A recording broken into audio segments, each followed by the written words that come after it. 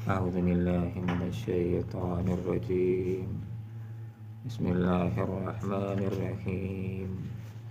نحن أعلم بما يستمعون به إذ يستمعون إليك وهم نجوى إذ يقول الظالمون إن تتبعون إلا رجلا مسحورا. صدق الله العظيم. سبحانك لا علم لنا إلا ما علمتنا إنك أنت العليم الحكيم.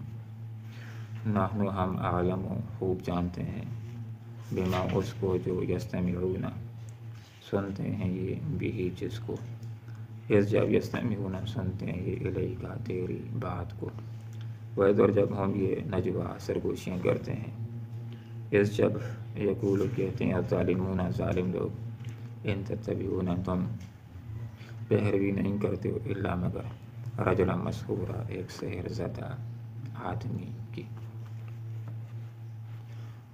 اسلام کے پاس تو ہمارے پاس دو قیمتی ترین چیزیں ہیں جو ہمارے مذہب کی جان ہے، جو ہماری جان ہے اور جو لوگوں کو اسلام کے قریب کرتی ہیں.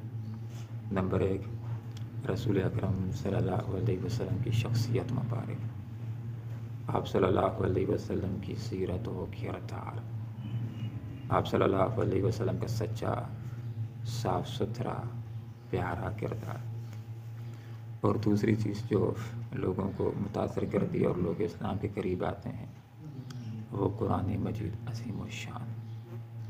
اس دور کے اندر بھی لوگ جو مخالفین تھے وہ یہ کوشش کیا کرتے تھے کہ لوگوں کو ہم اس طریقے سے اسلام سے روک سکتے ہیں کہ ان کے درمیان آپ صلی اللہ علیہ وسلم کی پیاری شخصیت کو متنازع بنا دیں، کوئی متاثر ہی نہ ہو، ادھر آئے گا ہی نہیں. اور دوسرا قرآن مجید عظیم الشان کو لوگوں کے درمیان متنازع بنا دیں، کوئی متاثر ہی نہیں ہوگا، کوئی اس طرف نہیں آئے گا.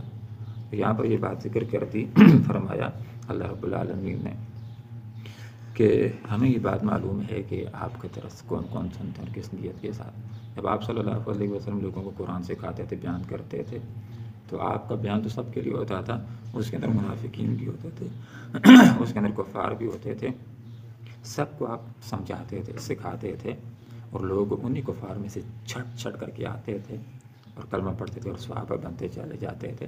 تو کچھ کافر ایسے بھی ہیں کہ جو آپ صلی اللہ علیہ وسلم کا قرآن سنتے تھے، آپ کی باتوں کو سنتے تھے، نکتہ چینیاں نکالنے کے کہ کوئی نکتہ ہمارے ہاتھ میں ایسا لگ جائے کہ جس کو بنیاد بنا کر کے ہم پروپیگنڈا کر سکیں تاکہ لوگ اسلام کی طرف آنے والے نہ ہوں. تو یہاں پر یہ بات ذکر کر دی. اندر دیکھو کیفہ کیسے ضربو یہ مثالیں بیان کرتے ہیں، لگا تیرے لیے الامثال مثال ہے فضلو پس گمراہ کے. کیسی مثالیں بیان کی ہیں؟ کبھی آپ صلی اللہ علیہ وسلم سے لوگوں کو روکنے کے لیے کہا کہ دیوانہ مجنون ہے، کہ دیکھو ہر کوئی بندہ اپنے کاج میں ذاتی ترقی میں لگا ہوا ہے، اس کا دوسرا کوئی کام ہی نہیں ہے، بس ہر وقت لوگوں کو دعوت دیتے ہیں یہ دیوانہ ہے. تو لوگوں کو یہ باور کرا کر کے بات نہ سنو، اس کی بات چھوڑ دو، دیوانہ ہے. پاگل کہا، نعوذ باللہ، مجنون کہا، دیوانہ کہا.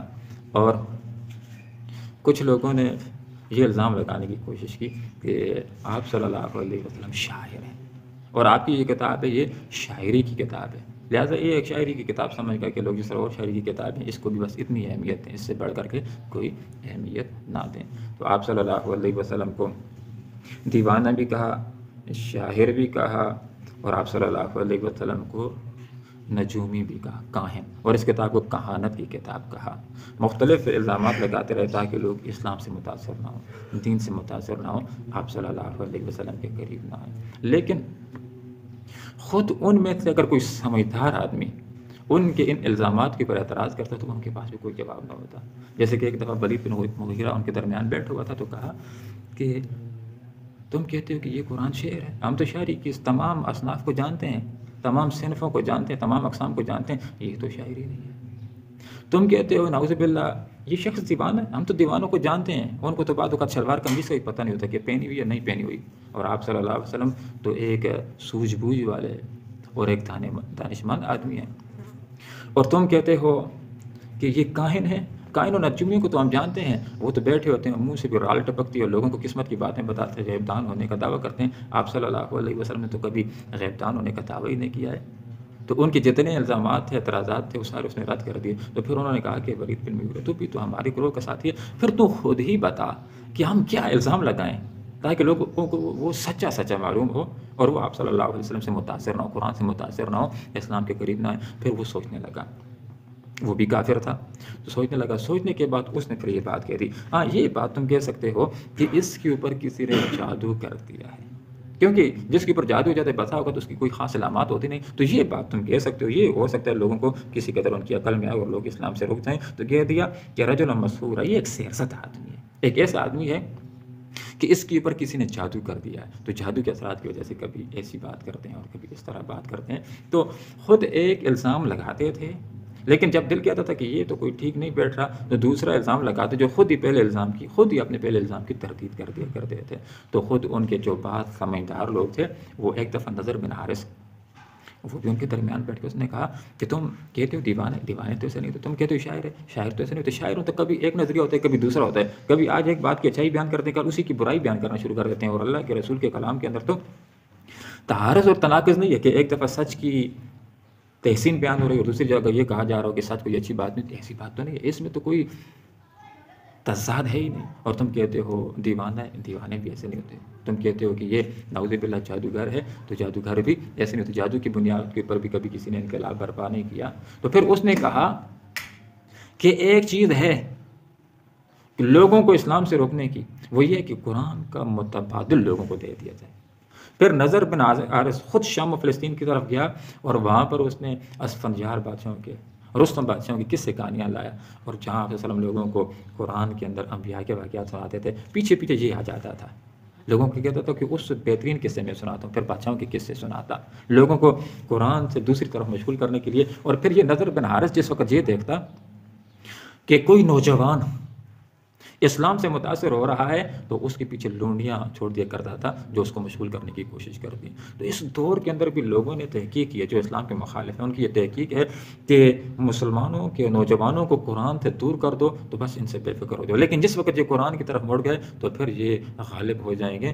تو وہ ایسی تمام تر چیزیں سامنے لانے کی کوشش کرتے ہیں، خواہ فحاشی اور ریڈیو نیٹ کے ذریعے سے یا کوئی اور چیز ہو، بس اس کے اندر نوجوانوں کو مشغول کر دیا جائے کہ یہ قرآن کی طرف آ نہ سکیں. علامہ اقبال رحمہ اللہ نے بھی یہ بات کہی ہے کہ وہ معزز تھے زمانے میں مسلمان ہو کر اور تم خوار ہوئے تارک قرآن ہو کر. جس وقت نوجوان قرآن کی طرف آ جائیں گے، سیکھیں گے، انشاءاللہ انقلاب آ جائے گا. لیکن جو لوگ قرآن سے دور ہوں گے تو پھر اسلامی انقلاب کی منزل بہت دور ہو جائے گی. تو فرمائے یہ لوگ اللہ کے رسول کے لیے بری بری مثالیں بیان کرتے ہیں، کبھی کہتے ہیں شاعر ہے، کبھی دیوانہ ہے، کبھی کہتے ہیں مجنون ہے، لوگوں کو دین سے روکنے کے لیے. فضل یہ جتنے بھی الزامات لگانے والے لوگ ہیں یہ گمراہ ہو گئے. فلا یستطیعون سبیلا، اب یہ کوئی راستہ نہ پا سکیں گے ہدایت کا. نحن اعلم، خوب جانتے ہیں، بما اس کو جو یستمعون یہ سنتے ہیں، لئی یستمعون یہ سنتے ہیں، بھی جس کو اس جب یستمعون یہ سنتے ہیں، لئی کا تیری بات، وَإِذْ اور جب ہم یہ نجوا سرگوشیاں کرتے ہیں، اس یقول جب کہتے ہیں ظالمون ظالم لوگ، ان تتبعون تم پیروی نہیں کر رہے الا مگر رجلا مسحورا ایک سیرزد آدمی کی. اندر دیکھو کیف کیسے ضربو یہ بیان کرتے ہیں لگا تیرے لیے الامثال مثال فضلوا پاس یہ گمراہ ہو گئے. فلا یستطیعون سبیلا، اب یہ کوئی راستہ نہ پا سکیں گے.